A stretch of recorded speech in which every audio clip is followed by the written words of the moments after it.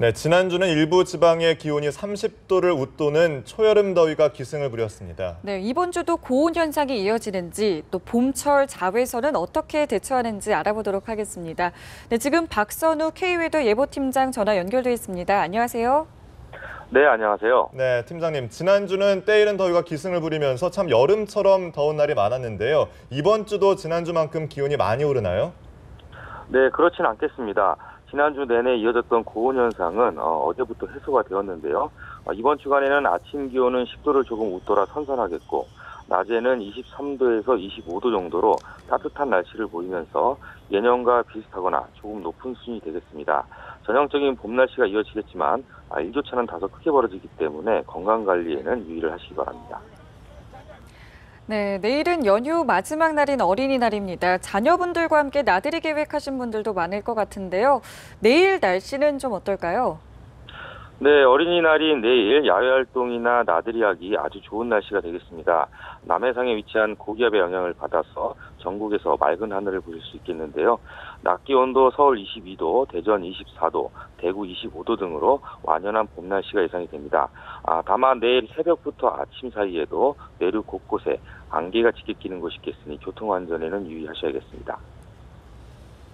네, 우리가 흔히 봄볕에는 며느리를 내보내고 가을볕에는 딸을 보낸다는 굳은 말이 있는데요. 그만큼 이맘때 햇볕이 참 강하다는 얘기일 텐데요. 봄철 자외선이 어느 정도로 위험한가요? 네, 봄철의 자외선은 자외선 A, B, C 세 가지 중 A에 해당되는 것인데요. 지금 시기인 5월부터 6월에 이 자외선 A가 가장 강합니다. 또한 가을철에 비해서 봄철의 자외선이 약 2배 정도의 강도를 띠게 되는데요. 자외선 A는 에너지는 작지만 피부 깊숙한 곳까지 스며드는 특징이 있습니다. 따라서 요즘 같은 시기에 자외선에 장시간 노출이 되게 되면 기미와 잡티를 유발하는 등 피부 노화의 원인이 될 수 있습니다. 따라서 외출 시는 자외선 차단제를 꼭 바르시는 것이 좋습니다.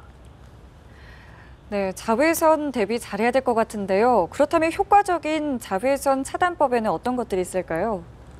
네, 가장 좋은 것은 햇볕에 장시간 노출되지 않는 것이 좋습니다. 만약 외출 시에는 겉으로 드러나는 모든 피부에 자외선 차단제를 바르는 것이 좋은데요. 귀나 목은 의외로 피부암이 자주 발생하는 부위 중 하나이기 때문에 귀 끝부분에도 자외선 차단제를 꼼꼼히 바르셔야겠습니다.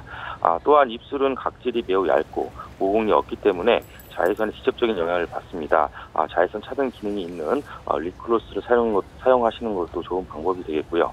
두피와 모발은 자외선을 가장 많이 받는 부위이만큼 모자나 양산을 착용하시는 것도 하나의 방법이 됩니다.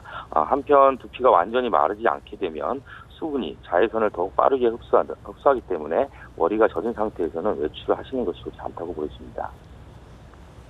네, 또 꽃가루에 민감하신 분들은 이맘때가 가장 괴로울 텐데요. 알레르기를 유발하는 꽃가루도 점점 다양해지고 있다고 하는데 대처법이 있을까요? 네, 봄철에는 꽃가루는 물론 미세먼지 등이 기승을 부리는 때입니다. 꽃가루 알레르기가 있으신 분들은 호흡기 질환자는 각별한 주의가 필요한데요. 알레르기를 유발하는 꽃가루에 대한 노출을 최소화하는 것이 최고의 방법이지만 여러 가지 생활 수칙을 통해서도 예방을 할 수가 있습니다. 우선 외출 시 마스크를 착용하는 것이 필수적이고요. 깨끗한 실내 소금과 신문지를 사용해 상투를 깨끗이 닦아주시는 것이 좋습니다. 또한 공기청정과 습도 유지를 위해서도 하루에 3회 이상 30분가량 환기를 시켜주시고요. 외출 후엔 손 씻기를 생활하는 것이 필수적입니다. 자, 그리고 올해는 엘니뇨가 발달할 것이다라는 전망이 나왔습니다. 이렇게 되면 올 여름 한반도에는 폭우나 폭염이 자주 발생할 수 있다는 건가요? 네, 엘니뇨는 동태평양 해수온도가 이상적으로 높아지는 현상으로 전 지구적으로 기상 이변을 일으키게 되는데요. 현재 약한 엘니뇨 상태가 지속이 되고 있고 올 여름철까지도 유지될 것으로 기상청에서는 전망을 했습니다. 미국 해양대기청에서도 현재 약한 엘니뇨가 앞으로 강화될 것으로 예측하기도 했는데요. 엘니뇨가 발생할 경우 페루나 에콰도르는 이상 고온과 폭우로 몸살을 앓게 되고 중국과 동남아 지역은 이상 고온 현상이, 인도와 방글라데시는 가뭄이 나타날 가능성이 높아집니다. 우리나라에는 아주 큰 기상이변이 발생하지는 않는 것으로 조사가 되고 있지만 과거 사례를 보게 되면 대체로 여름철 내리는 비양이 늘어나는 특징이 있습니다. 여기에 지구온난화로 인해서 여름철 강수의 강도가 강해지고 있어서 올 여름 엘니뇨가 지속이 되게 된다면 여름철 집중호우나 폭우가 발생할 가능성이 높다고 생각할 수 있습니다. 네, 지금까지 박선욱 K웨더 예보팀장과 얘기 나눠봤습니다. 오늘 전화 연결 고맙습니다. 네, 감사합니다.